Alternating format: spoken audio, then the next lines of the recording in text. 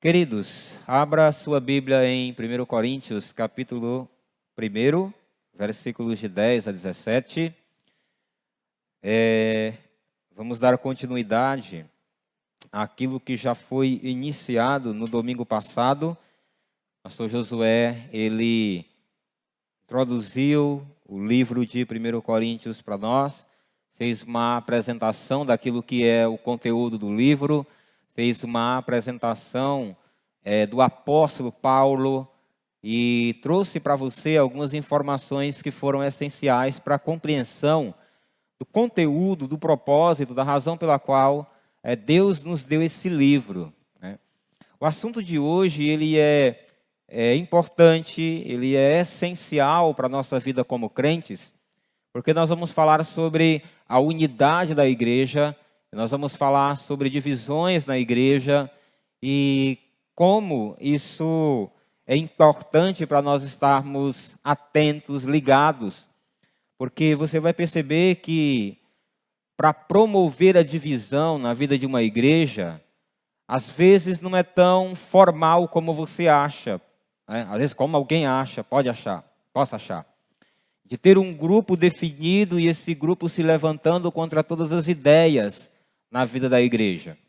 É muito sutil, às vezes, esse drama, essa questão da divisão no coração da igreja, e a gente vai tocar nisso à medida que a gente for desenvolvendo a interpretação e a aplicação desse texto para a nossa vida.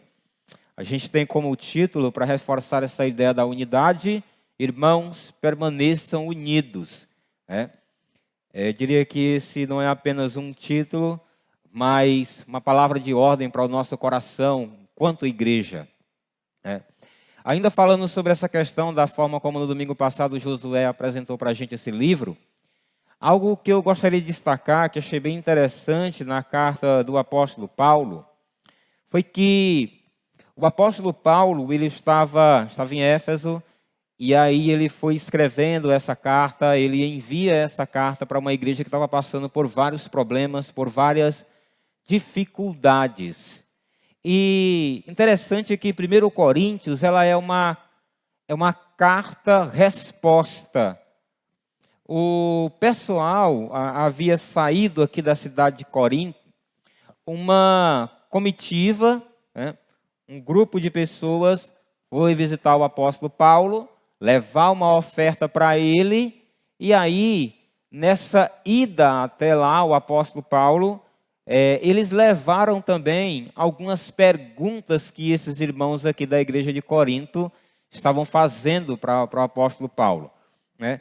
Então, no capítulo 16, versículo 17, essa comitiva era formada por Estéfano, Fortunato e Acaico, né? O próprio texto vai dizer isso. Eles foram lá e aí levaram a oferta para o apóstolo Paulo. Paulo recebeu, estava dando um retorno para os irmãos da igreja de Corinto.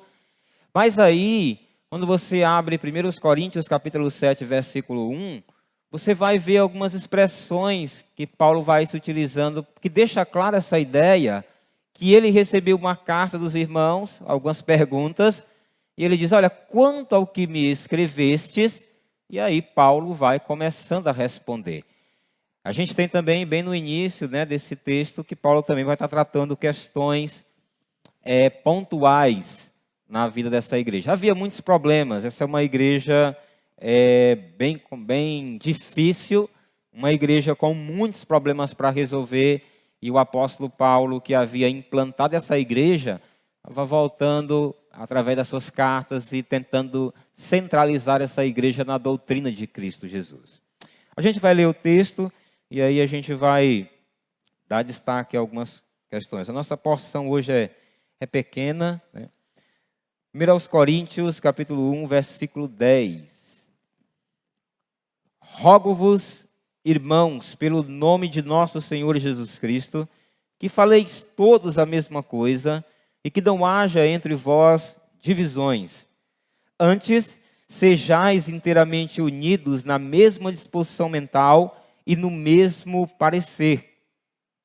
Pois, a vosso respeito, meus irmãos, fui informado pelos da casa de Cloé, de que há contendas entre vós. Refiro-me ao fato de cada um de vós dizer: eu sou de Paulo, eu de Apolo, eu de Cefas, eu de Cristo.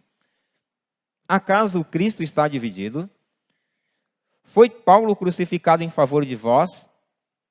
Ou fostes porventura batizado em nome de Paulo? Dou graças a Deus, porque a nenhum de vocês batizei, exceto Crispo e Gaio, para que ninguém diga que fostes batizado em meu nome. Batizei também a casa de Estéfanas. Além desses, não me lembro se batizei algum outro. Porque não me enviou Cristo para batizar, mas para pregar o evangelho não com sabedoria de palavra, para que não se anule a cruz de Cristo Jesus. Né?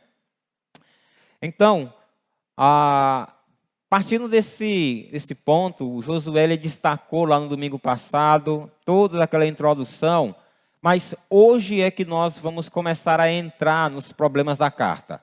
E o primeiro problema são as divisões na vida dessa igreja. Essa igreja estava passando por algumas dificuldades, estava havendo alguns grupos que se reuniram e esses grupos estavam meio que guerreando entre eles, dentro da própria igreja. E aí o apóstolo Paulo vai começar a tratar esse problema da divisão, e nos versículos de 10 a 12, o apóstolo Paulo começa fazendo um apelo para que esses irmãos permaneçam unidos. Então perceba como ele vai destacar aqui algumas questões que são importantes para tratar essa questão da falta de unidade.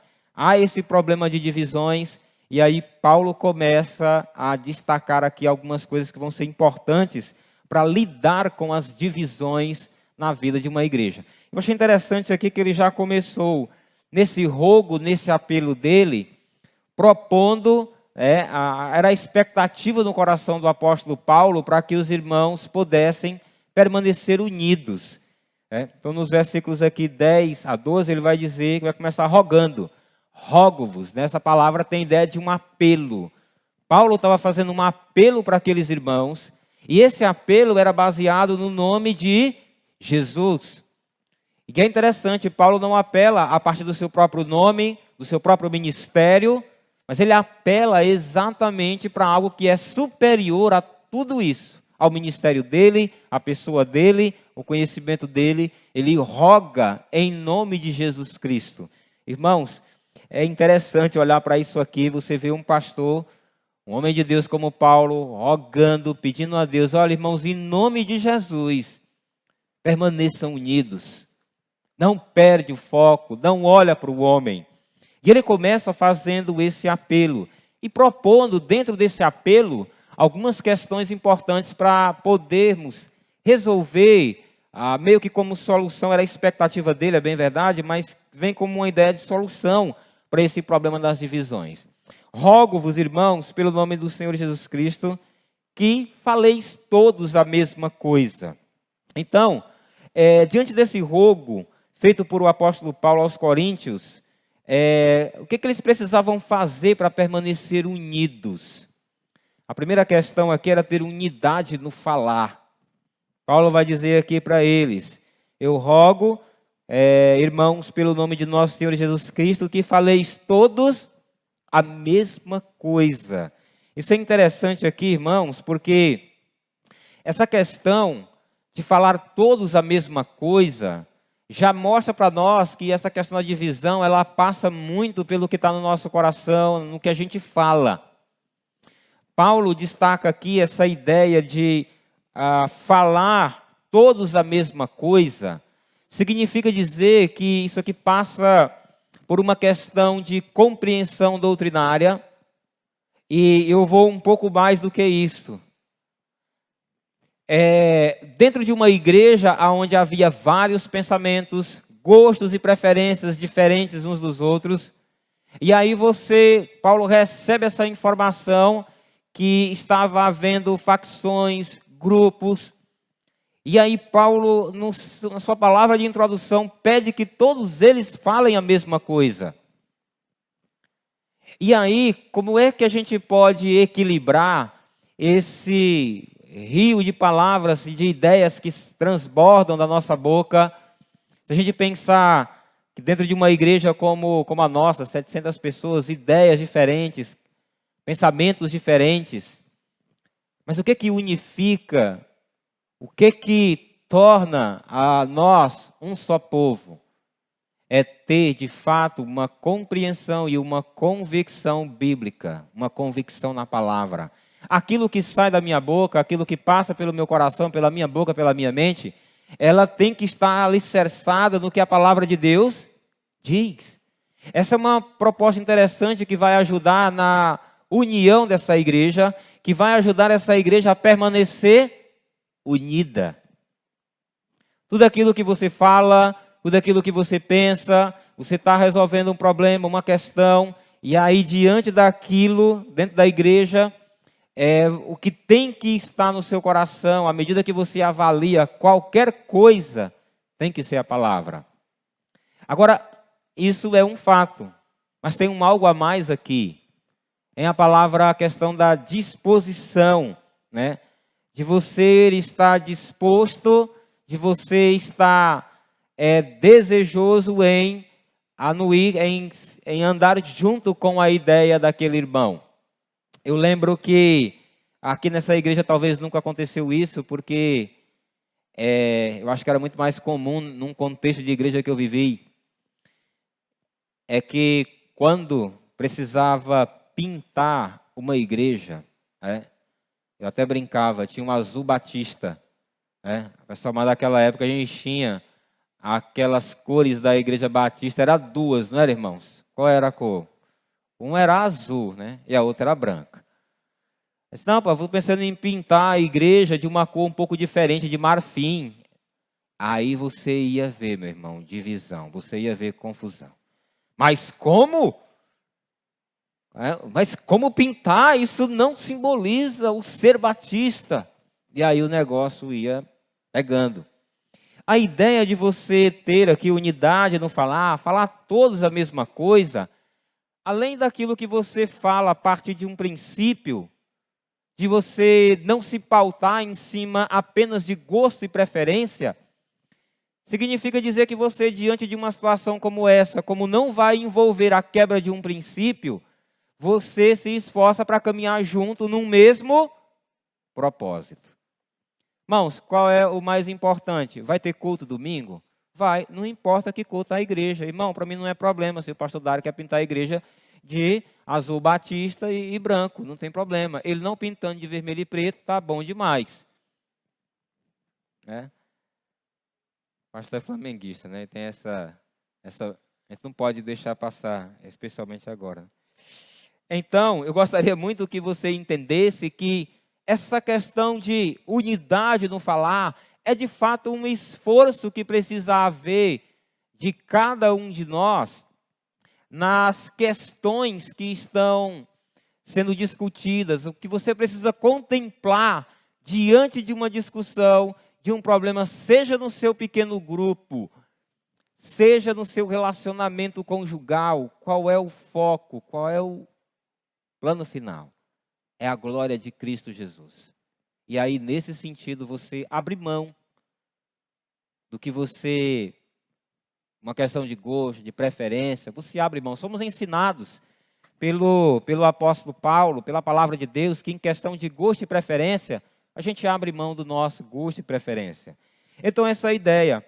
Paulo, ele vai fazer uma exortação importante para esses irmãos, acerca dessa questão que é muito importante, essa questão de falar todos a mesma coisa, tendo como base a palavra de Deus, e ao mesmo tempo esse esforço, essa dedicação de você abrir mão de questões pessoais para todos caminharem juntos dentro de um mesmo propósito.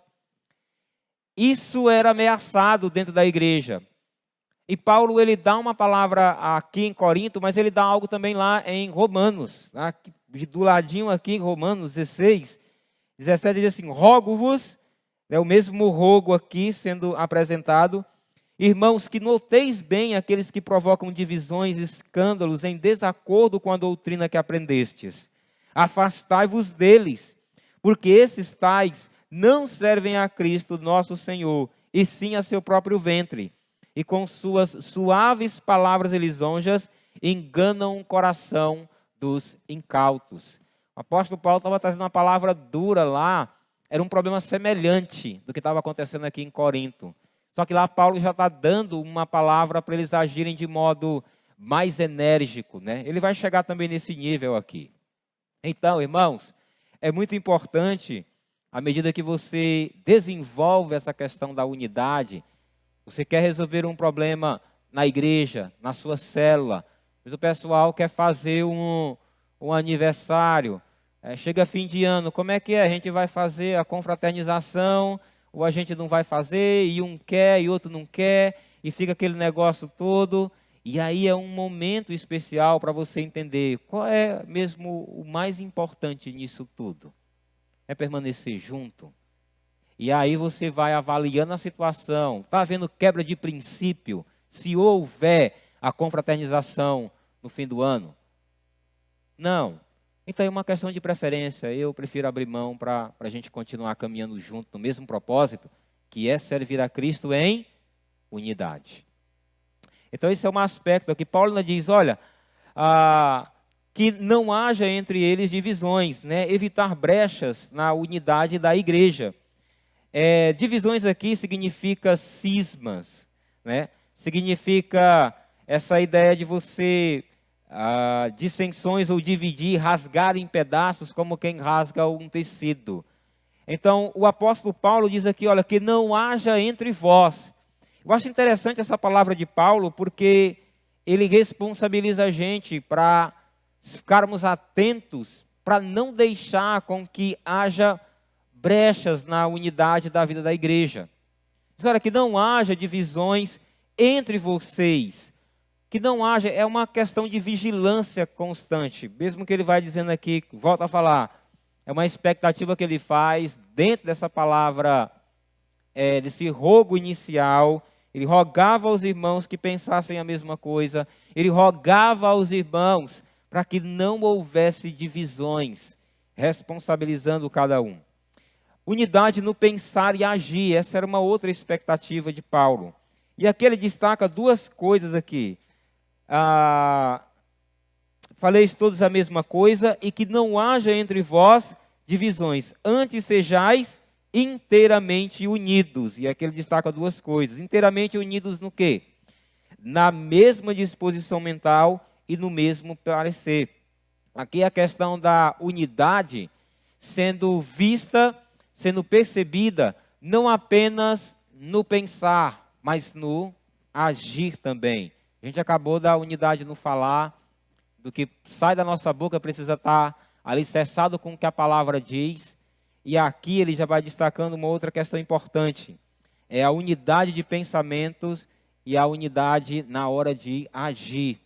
Quando ele diz aqui, na mesma disposição mental, a ideia de mente, a ideia que esses princípios estão na nossa mente, do nosso coração, e que a gente precisa caminhar na mesma disposição, caminhar com esse esforço de olhar para algo maior toda vez que precisarmos decidir em conjunto.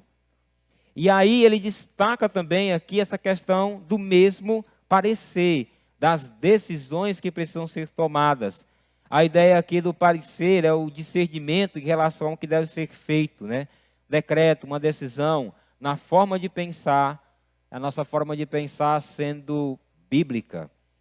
Paulo aqui, irmão, já nesse início, bate bem nessa tecla, para que os irmãos se voltem para viver de uma vida de unidade. Você percebe que essa questão da unidade está passando pelo pensamento, pelas palavras e pelas ações.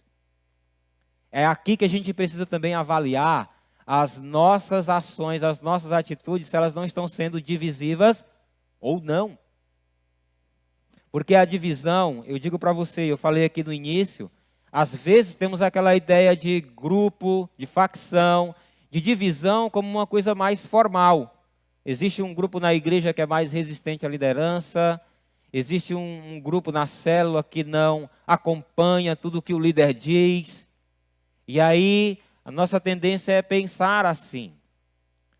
Mas entenda que, muitas vezes, a divisão ela vai acontecer de uma maneira tão sutil quanto você possa imaginar.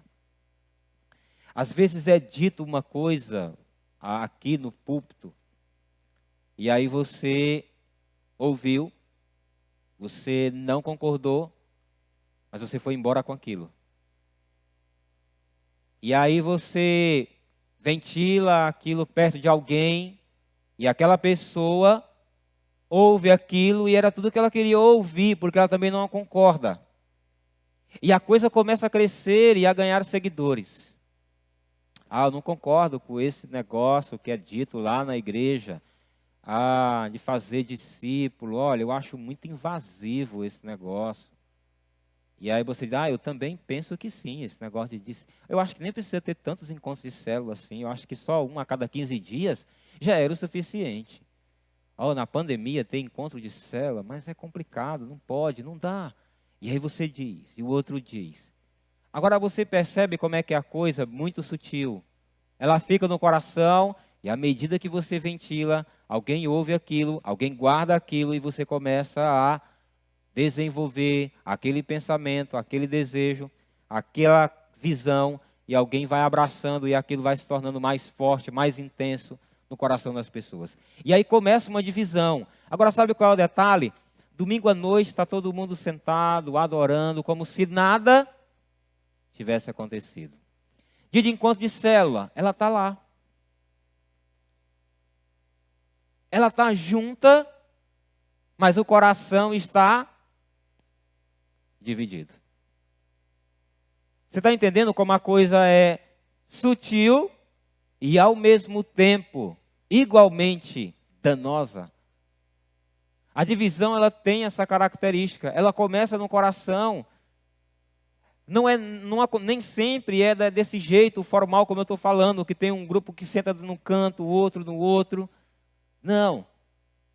Ela muitas vezes é sutil. Você está junto, mas ao mesmo tempo com o coração longe, distante. Você não abraça as ideias, as convicções. E aí você vai caminhando assim. Paulo, ele rogava a Evódia e a Síntique que pudessem pensar biblicamente, que pudessem pensar concordantemente no Senhor. Esse era um apelo de Paulo, em Filipenses capítulo 4, versículo 2, que corrobora com essa ideia, essa disposição mental, na forma de pensar e na forma de decidir. Ele chamava a atenção para que a igreja, para que esses irmãos pudessem caminhar, que esses irmãos pudessem pensar, para que esses irmãos pudessem decidir todos em unidade. E eu sei, irmãos, que nem sempre nós vamos concordar 100%. Nem sempre.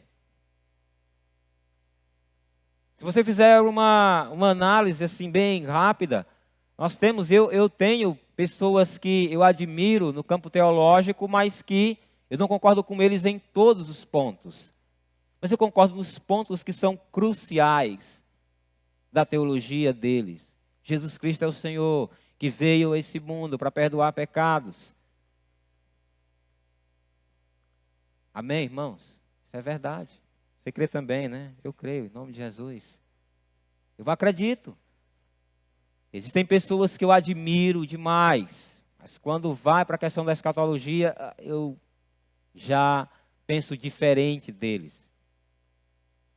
Mas, irmãos, independente que se você não concorda 100% com o outro, o que deve haver é um esforço no coração, na mente, na vida, da gente poder caminhar juntos na mesma disposição mental. À medida que você vai tomar uma decisão, o que é mais importante, o que está mais acima do que o seu gosto, do que a sua preferência? É o reino de Deus. Abrir mão de qualquer outra coisa em benefício do reino de Cristo. Versículos 11 e 12, o apóstolo Paulo vai apresentar o comportamento pecaminoso que os impedia de permanecer unidos. E aqui tem um detalhe, irmãos.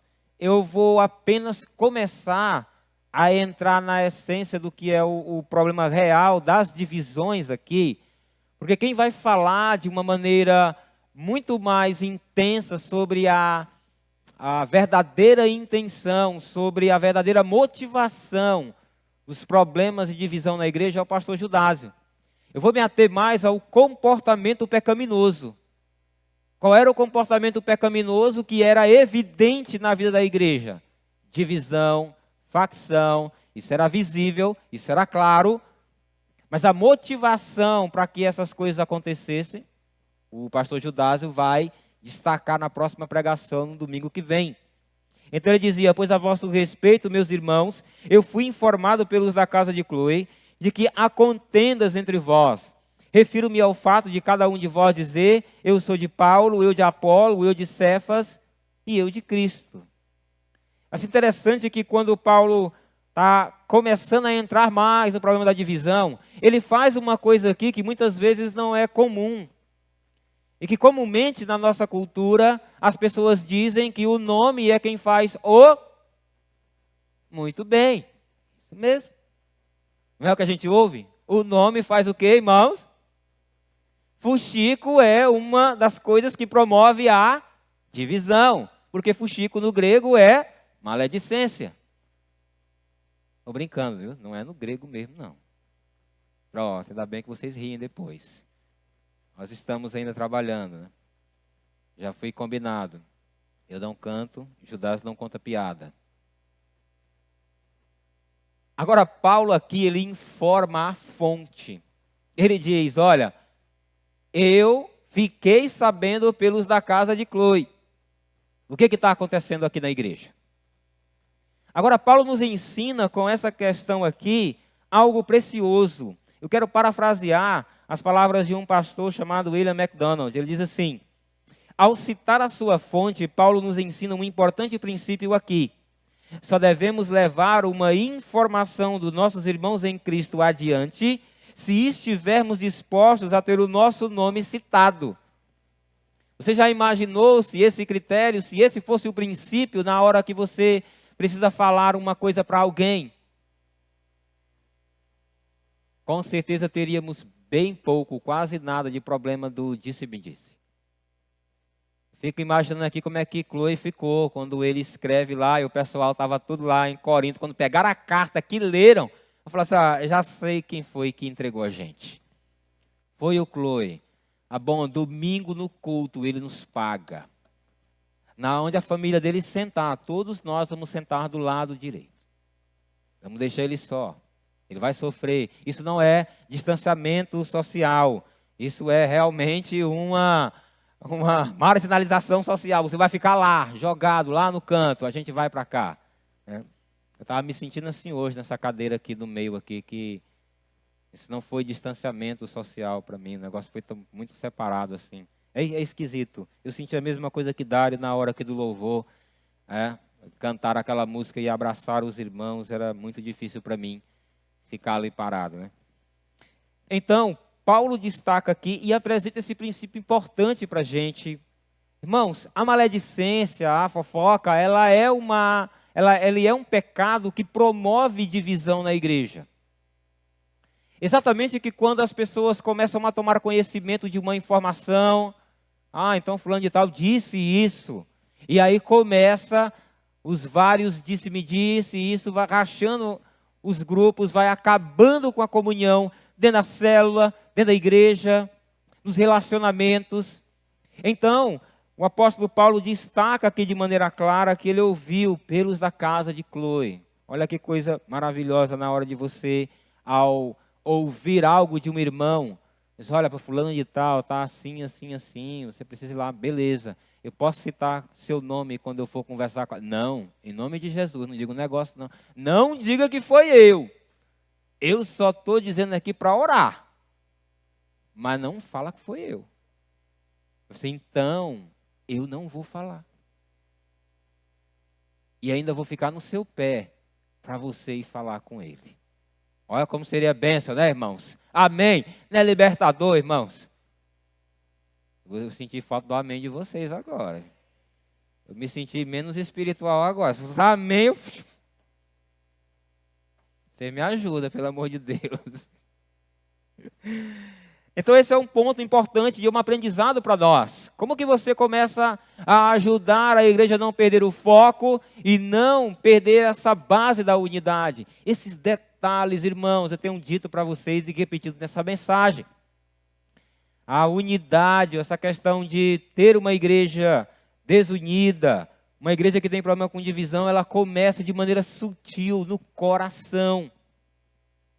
Então precisamos ficar atentos a esses detalhes, a essas situações, para não perdermos o foco daquilo que é mais importante, que é a unidade do corpo de Cristo Jesus. Então Paulo destaca uma outra questão aqui depois, que entregou a sua fonte, o seu informante. O apóstolo Paulo destaca ainda aqui no versículo 11: pois a vosso respeito, meus irmãos, fui informado pelos da casa de Cloe, que há contendas entre vós, né? Contendas, brigas, discussões. Refiro-me ao fato de cada um de vós dizer: eu sou de Paulo, eu sou de Apolo, eu sou de Cristo, eu sou de Cefas e eu de Cristo. Agora ele vai tornando mais claro para nós o que era o problema dessas divisões. Havia grupos, havia facções, né? Grupos dentro da igreja, fechados, e esses grupos estavam criando problemas dentro da igreja. A igreja já não era muito madura, era uma igreja com muitos problemas, de ordem doutrinária, de ordem moral, uma igreja que ainda precisava crescer e amadurecer em Cristo Jesus, e uma igreja que tinha suas preferências de uma maneira errada. Irmãos, não há problema e nem é pecado você ter uma preferência por um pregador, por um pastor, né? Aqui a gente corre um pouco esse risco aqui, né? Porque nós temos aqui na igreja 5 pastores que alternam o púlpito aqui no domingo. E de repente você gosta mais do estilo do Judásio. Aquele estilo mais prático, né? Está dizendo isso, faça logo isso. Aquele jeito mais o Dário, piedoso, que quando ele começa a falar dá vontade de chorar mesmo e se entregar logo para Jesus. Aquele jeitão do pastor Josué, que com aqueles mapas, aquela questão toda, um homem de muito conhecimento, a simplicidade ali do Carlinhos. Eu nem sei o que é que eu falo de mim. Já disse tudo mesmo, já não tem. Acho que não sobrou espaço para mim, não. Mas aí você pode, não há nenhum problema. O grande problema da facção é quando você exalta o homem ao invés de exaltar a mensagem de Cristo. Essa preferência, ela passa a ser danosa, ela passa a ser pecaminosa, quando você exalta um e você menospreza o outro. Quando o seu grupo está fechado com aquilo, e que se um ensino vem de outro pastor, você fala: não, que o pastor Judásio falou que era assim. Não, mas não interessa. É só com ele. Mas ele está falando a mesma coisa. Não interessa, mas não foi do jeito dele.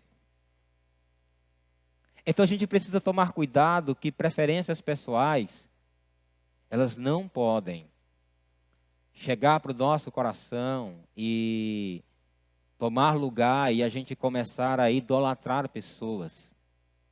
Deus usa pessoas na sua igreja, no ministério, para que a igreja seja edificada, para que a igreja seja abençoada. É impressionante como existe hoje, irmãos, fã-clube de pregadores. A gente vê homens de Deus, homens que de fato têm levado a palavra de Deus, mas homens que na sua vida, desenvolvendo a sua vida e seu ministério, pregam fielmente a palavra de Deus, e pessoas do outro lado idolatrando, cultuando. Isso era um perigo aqui na igreja de Corinto. Esse era um detalhe interessante, porque eles vão destacando: eu sou de Paulo. Ele vai dizer: eu sou de Paulo. Quem era Paulo? Apóstolo dos gentios, plantador de igreja, um homem usado por Deus para levar o evangelho a várias partes do mundo. Você tem depois: eu sou de Paulo, eu sou de Apolo. Quem era Apolo? Apolo foi o pastor que substituiu Paulo ali em Corinto. E Apolo era um grande orador, um homem que tinha uma eloquência muito grande. Paulo não era um orador como era o Apolo. E isso era algo a mais para o pessoal da igreja de Corinto, porque a cultura corintiana, a cultura de Corinto, era uma cultura onde eles adoravam a sabedoria, a filosofia. Para eles era algo muito lindo de ver. Aquilo que para nós hoje, irmãos, significa o futebol, o exercício, essa questão que é muito forte do nosso coração, para eles era a sabedoria, a filosofia e esses discursos aonde o cidadão conseguia fazer toda uma multidão chorar, rir. Eles controlavam. Isso era parte da cultura grega. E eles tinham culto à sabedoria. Apolo, ele tinha isso. Apolo era da escola de Alexandria, uma escola também de homens de conhecimento. Então essa preferência por Apolo me parece que era muito por causa desse berço cultural, por causa da sua eloquência na hora de falar. Então o cidadão começava a se apegar a essa característica porque era algo comum daquela cultura. Outros diziam, não, eu sou de Pedro. E Pedro era quem? O líder dos apóstolos. E os mais espirituais diziam, eu sou de Jesus. Há quem diga, né? E nisso eu concordo com o pastor Augusto Nicodemos, reverendo. Ele disse que os piores que tinham aqui, era esses aqui que dizia que era de Jesus. Por quê? Porque era o tipo de pessoa que não se submetia a ninguém. Era aquele pessoal que dizia, às vezes na igreja, pastor dá uma ordem, eu vou lá ouvir o que é que esse pastor da família, meu negócio é com Jesus, o recebo é direto lá de cima. Esse negócio de envolver homem, não, o negócio é lá com Jesus. A líder de célula fala, negócio de líder de célula, meu filho, o recebo é direto de Jesus, não é esse negócio não. Ah, mas eu sou de Paulo, de Apolo, de Cristo. E aí, irmãos, todo esse grupo, toda essa questão, eu penso que estava ligado também, além dessas preferências pessoais, a questão de status espiritual. Porque veja bem, se o cidadão dizer que era de Apolo, um cara que era com todo esse conhecimento, com toda essa eloquência, isso dava de certa forma um status.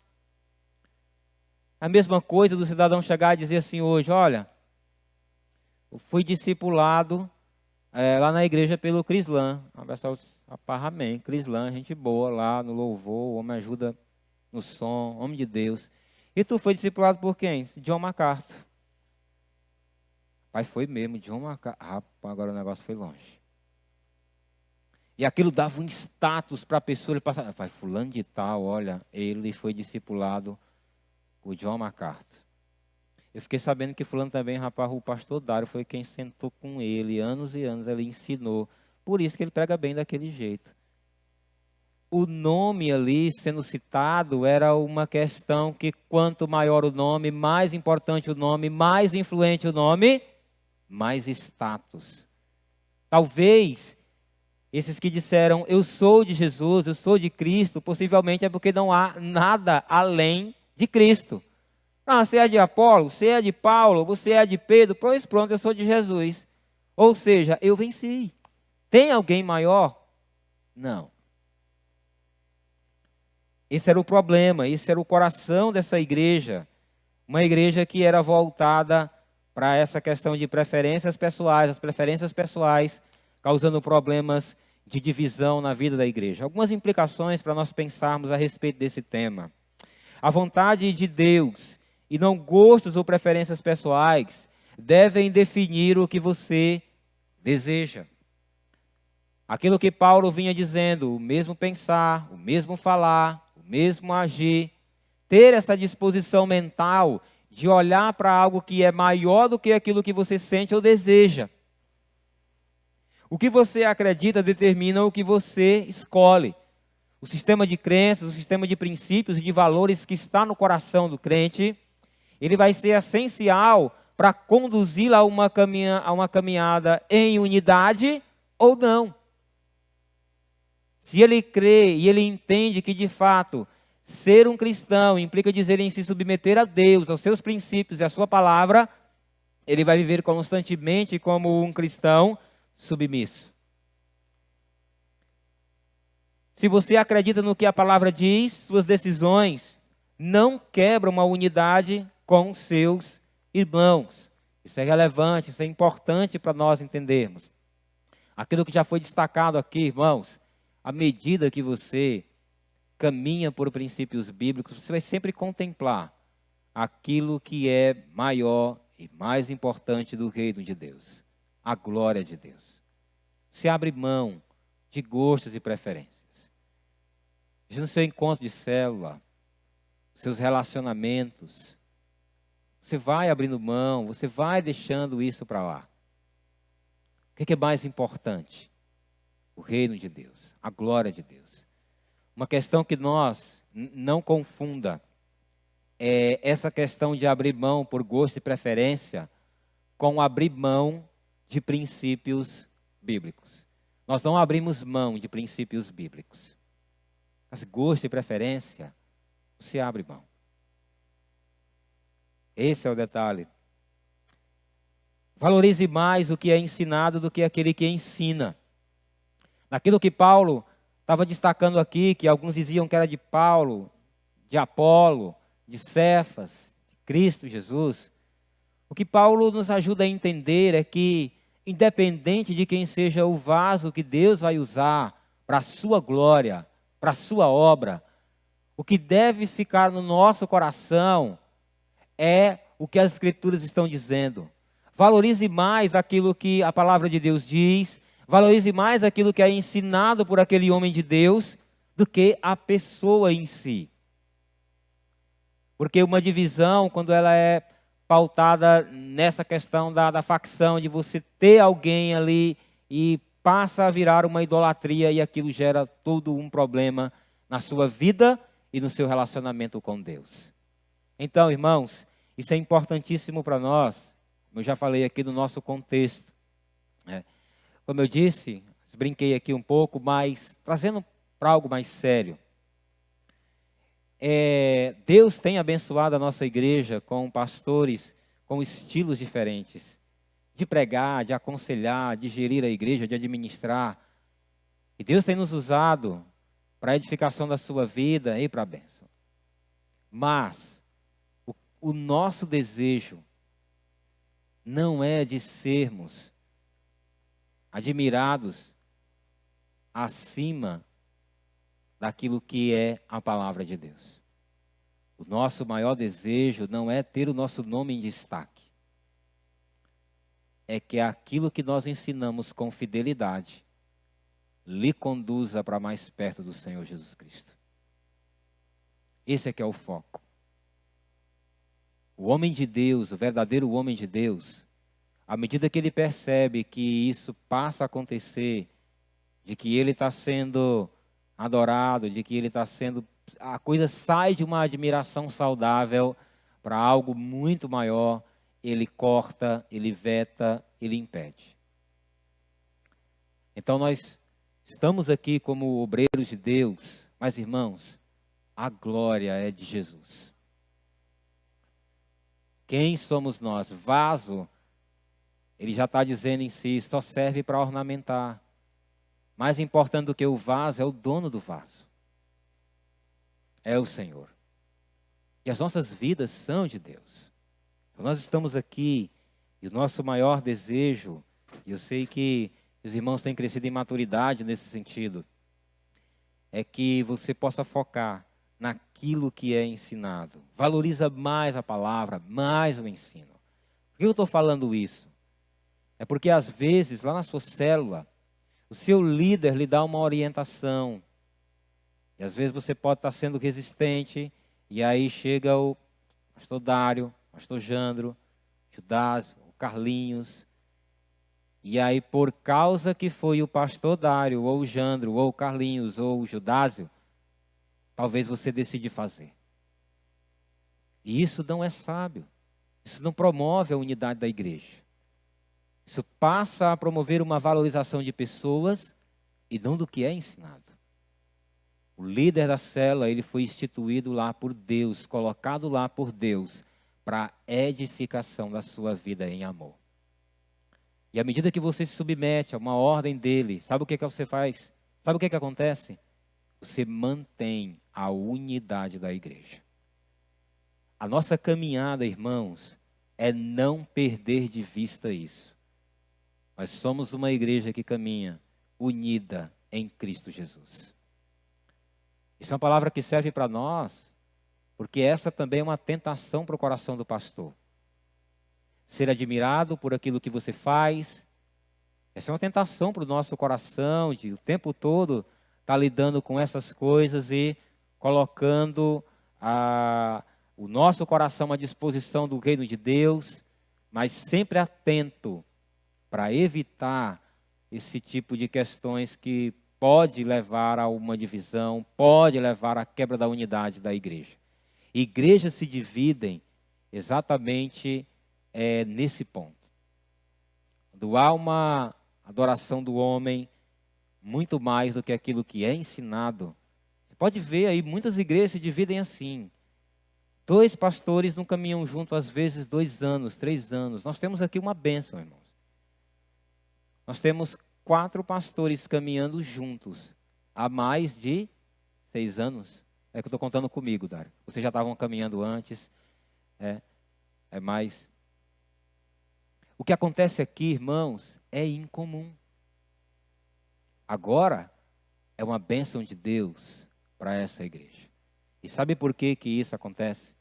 Porque Deus, quando nos chamou, cada um de nós sabe qual é o nosso lugar e a nossa posição no reino de Deus.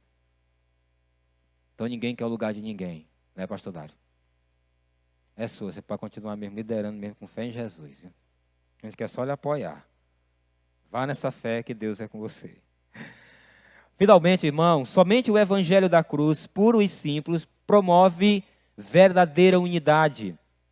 Os versículos de 13 a 17 vão dar para nós algumas informações importantes acerca desse tema das divisões. Paulo começa fazendo algumas perguntas. Acaso Cristo está dividido? Foi Paulo crucificado em favor de vós, ou fostes porventura batizados em nome de Paulo? Dou graças a Deus, porque a nenhum de vós batizei, exceto Crispo e Gaio, para que ninguém diga que fostes batizado em meu nome. Batizei também a casa de Estéfanas, além destes, não me lembro se batizei algum outro, porque não me enviou Cristo para batizar, mas para pregar o evangelho, não com sabedoria de palavra, para que não se anule a cruz de Cristo Jesus. É interessante essas perguntas do apóstolo Paulo, porque todas essas perguntas, elas têm a mesma resposta. Não. Ele diz aqui, acaso Cristo está dividido? Não. Foi Paulo crucificado em favor de vós? Não. Ou foste porventura batizado em nome de Paulo? Não. Porque todas essas perguntas, ao mesmo tempo que elas têm a mesma resposta, elas convergem para o mesmo lugar. O cristão que está passando lá na igreja de Corinto por esse conflito, Paulo faz essas perguntas para que eles possam mudar o foco dos homens que estavam sendo adorados para o Cristo que morreu na cruz. As perguntas de Paulo levam aquela igreja a refletir e a olhar para a pessoa e a obra do Senhor Jesus Cristo. Espera aí, eu quero que vocês entendam uma coisa.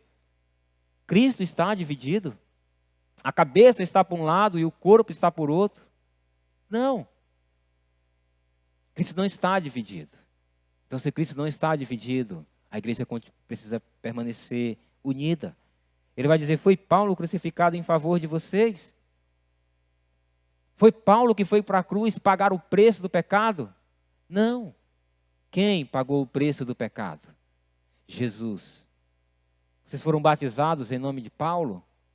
Não. Foram batizados em nome de Cristo. Então, irmãos, essas perguntas, elas são muito importantes, porque elas vão levando aqueles irmãos a refletir sobre a atitude deles, vão levando eles a refletir sobre quem era o verdadeiro, qual era o verdadeiro propósito daquela igreja, era olhar para o Senhor. À medida que o homem, à medida que o cristão, à medida que o crente coloca o seu foco no homem, ele tira os olhos da cruz. Ele tira os olhos de Cristo e por causa disso ele passa a adorar homens e sofrer com os problemas que a falta de unidade vai promover na vida dele, nos relacionamentos dele. Paulo queria que os coríntios tirassem o foco dos homens e colocassem em Cristo. Essas perguntas de reflexão deveriam levar os coríntios a acordar para essa realidade. Paulo destaca essa questão do batismo, quando ele vai falar, olha, porventura, vocês foram batizados em nome de Paulo? Irmãos, tem uma questão muito importante. Sempre que você for batizar uma pessoa, você da célula, sempre tenha no seu coração o foco. Você está batizando uma pessoa autorizada pelo Senhor Jesus Cristo. Não é pela Igreja Batista da Glória. A Igreja Batista da Glória é o corpo de Cristo. Por que eu estou dizendo isso? Um detalhe aqui, quando ele falava do batismo, é porque essa ideia do batismo ela estava relacionada à ideia de pertencer à pessoa que discipulou ou ao grupo religioso que a pessoa foi inserida. A própria ideia do batismo, ela sugere isso, essa imersão. E Paulo estava destacando aqui essa questão, olha, eu porventura batizei algum de vocês, pela primeira vez aqui faço minhas palavras de um pastor que disse, pela primeira vez eu vejo um pastor dando graças a Deus porque não batizou uma pessoa. Será Paulo. Eu dou graças a Deus porque eu não batizei nenhum de vocês, porque o que Paulo estava dizendo, o conflito estava grande lá, porque o pessoal, além de destacar as suas preferências lá, aquela facção, ser de Paulo, ser de Cefas, ser de Pedro, ser de Cristo, eles colocavam essa questão aqui, de que, olha, quem me batizou foi fulano. Paulo disse, graças a Deus que eu não batizei nenhum de vocês. Para que vocês não digam isso de mim. Para que vocês entendam, a pessoa quando é batizada, o cristão quando ele é batizado, ele pertence a Cristo Jesus. Irmãos, por mais que alguém lhe acompanhe no seu discipulado, caminhe com você, lhe ensine a palavra, lhe leve até o batismo, a glória é de Cristo. Você pertence a Cristo Jesus. E ele destaca essa questão aqui do batismo. Os irmãos estavam tirando a importância exclusiva de Cristo e dividindo-a com os que batizavam. Eles associavam essa ideia de que quem o batizou, então eu pertenço àquele fulano, ao conjunto de ideias dele, ao jeito que ele crê. E aí ele ia caminhando. E essa concepção criava problemas de divisão dentro da igreja.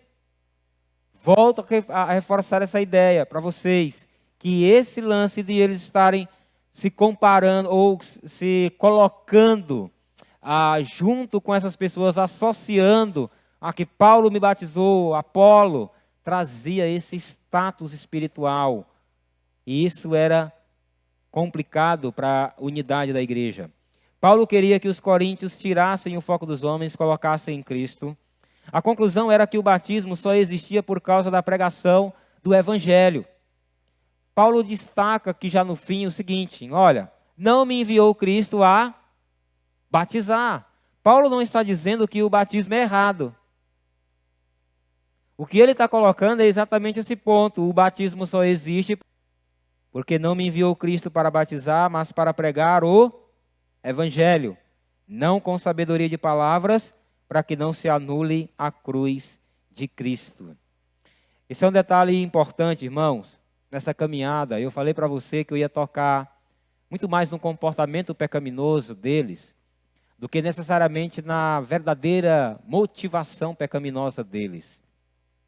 O que Paulo está dizendo aqui, ele já está começando a fazer uma introdução acerca do que era a principal motivação ou a raiz do problema deles. Por que que as divisões aconteciam? Paulo vai destacar.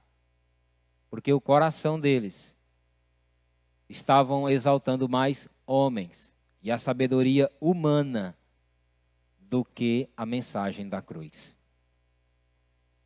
Ele diz aqui, olha, Jesus me enviou para pregar o Evangelho da cruz.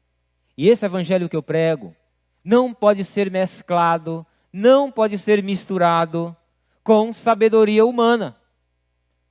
Quando o Evangelho é misturado com sabedoria humana, a cruz de Cristo é esvaziada.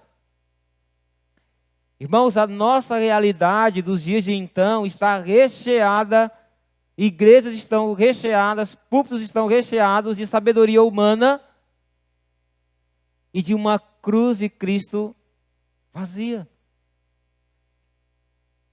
A mensagem da cruz sendo anulada.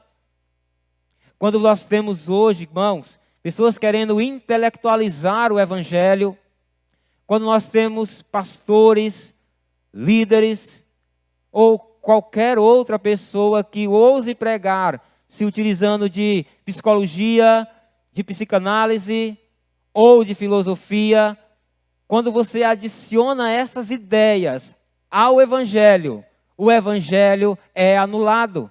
E essa é a razão clara e manifesta de porque tantas igrejas hoje, porque há uma grande quantidade de igrejas carnais.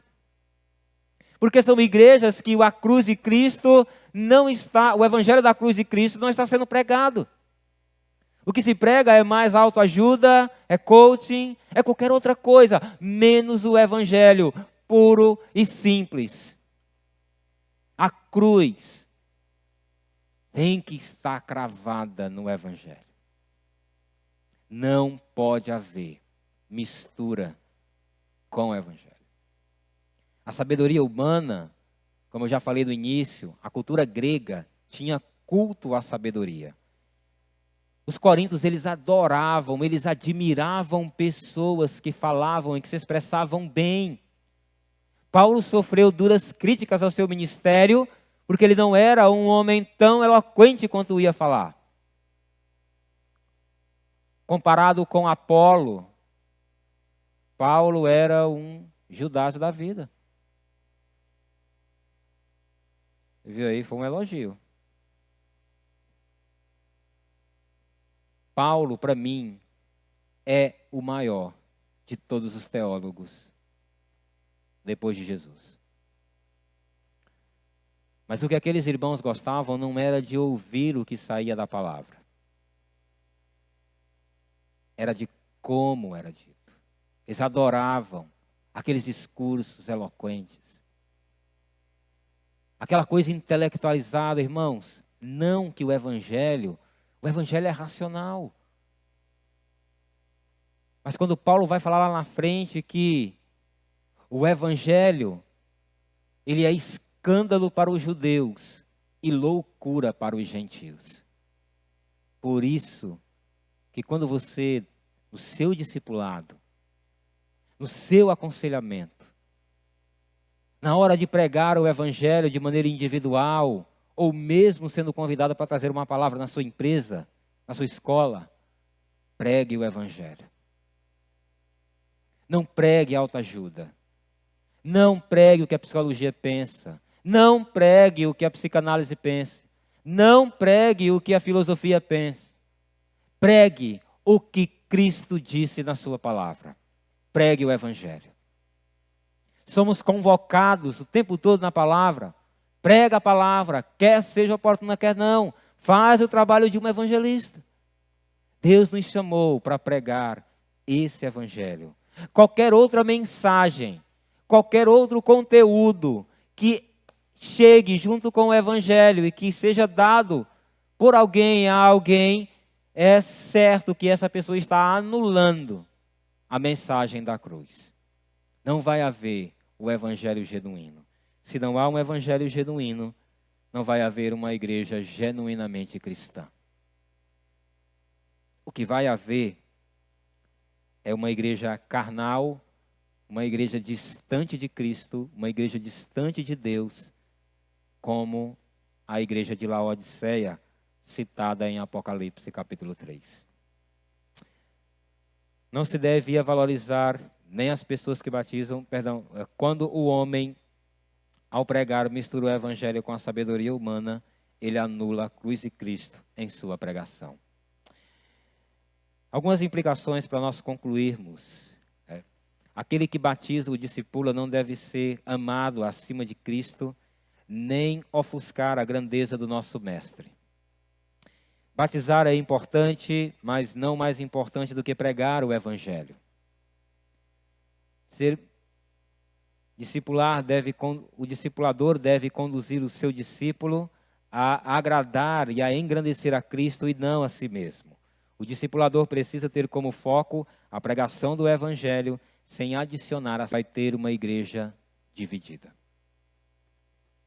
Dividida porque elas não pensam agora iguais, a igreja não pensa igual, não age igual, e vai haver exaltação do homem, vai haver divisão. Eu não sei como que você tem administrado no seu coração nos últimos anos, aquilo que você tem ouvido de Deus através desse púlpito, através dos vários pregadores que por aqui Deus tem usado. Não sei se você tem tido conflitos e repassado esses conflitos a outras pessoas e inflado o coração de outras pessoas com ideias discordantes daquilo que é dito aqui pelos líderes. Eu sei como é que está o seu coração nesse sentido, mas se de fato essa tem sido a sua realidade, eu quero chamar a sua atenção que o seu coração está vivendo uma realidade dividida. E um coração que tem produzido divisão. Eu não estou dizendo aqui de maneira nenhuma, volto a dizer, é bem verdade que nós não temos como concordar em 100% com tudo que o outro diz. Mas o que nós estamos colocando são questões centrais ao Evangelho. Ter uma dúvida, ter um questionamento, olha, aquilo que foi dito, eu preciso entender um pouco mais. Procure o pastor, procure. Antes de ventilar isso para alguém, procure a pessoa com a qual proclamou aquele ensino. Nisso você evita qualquer divisão. Eu não sei como está o seu coração nesse sentido. Mas eu quero clamar a Deus hoje à noite, para que se essa é a realidade dele, que você possa se voltar para o Senhor e viver em unidade, de coração, de mente e de comportamento para a glória dele. Eu gostaria que vocês pudessem se colocar em pé para nós orarmos, nós concluirmos a mensagem de hoje à noite. Pedindo a Deus que possa sondar o nosso coração. Peça a Deus que sonde o seu coração hoje à noite, que você possa avaliar aquilo que Deus tem falado ao seu coração nesses últimos anos aqui nessa igreja. Você tem nutrido, como você tem guardado, o que você tem refletido sobre isso. Ó Deus, eu peço graça e misericórdia da sua parte para a nossa vida como igreja, Pai. A divisão, ela promove o enfraquecimento da igreja. Ela não apenas promove o enfraquecimento da igreja, ela promove também, Pai, o mau testemunho da igreja. A unidade da igreja, ela promove a proclamação pura e genuína do Evangelho, na forma do viver prático da igreja. À medida que nós nos amamos uns aos outros, à medida que nós suportamos uns aos outros, à medida que nós abrimos mão de gosto e preferência para que o teu reino seja beneficiado, ó Deus, com isso o seu nome é glorificado entre os descrentes. A minha oração e o meu desejo, Pai, é que qualquer rixa, qualquer problema, qualquer dificuldade, qualquer pensamento contrário àquilo que o Senhor tem conduzido essa liderança a fazer, e qualquer coisa contrária a isso seja tratada de maneira concordante, Pai. Que o Senhor nos livre a cada dia de sermos uma igreja dividida, Deus. Que essa realidade nunca chegue aqui, Pai. Que o Senhor dê a nós, pastores, um coração que olha para o Senhor e não para onde nós estamos, não para essa questão de promoção, status. Ó Deus, que tudo isso caia por terra. Que a nossa glória caia por terra. E que a tua glória seja exaltada, Jesus. Eu oro e bendigo o teu santo nome, agora e sempre. Amém.